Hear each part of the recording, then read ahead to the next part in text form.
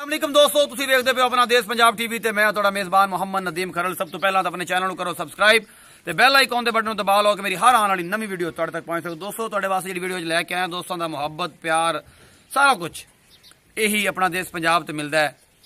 अल्लाह ते अल्लाह दे रसूल तो डर के झूठ तो मैं हमेशा कहना ना बच के जनाब उससे ही सच का सहारा लैके जनाब ताज खरल को जी परसों चौथ मैं गावां विखाइयां सी, उन्होंने सौदा हो गया सी, उन्होंने पैसे आ गए सी। एक जनाब है 2 नंबर गां, ए मेरा कैमरामैन तुहानूं दिखा रहा, एक और 4 नंबर गां ओ मेरा कैमरामैन विखा रहा। इनका 3 महीने की हामला चेक करवा के जनाब जी परली खड़ी है। आ जी गां है ये 2 महीने की हामला, इन्होंने हथ पवा के चेक नहीं किया।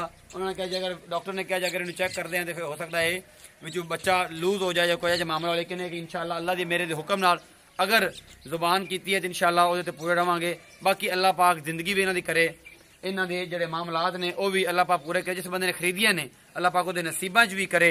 इसी तरह थोड़ा प्यार मुहब्बत नदीम खरीदना का टच रहेगा तो इंशाअल्लाह तुहाडे नाल बिल्कुल किसी किस्म का कोई वादा घाटा नहीं हो। जो गल्लां करांगे सच्चियां पक्कियां ते मुहब्बत दियां भरियां होइयां करांगे। ताज खरल साहब इत्थे आ जाओ ते ताज खरल साहब नूं पुछ लैने कि अपना सौदा फाइनल हो गया है।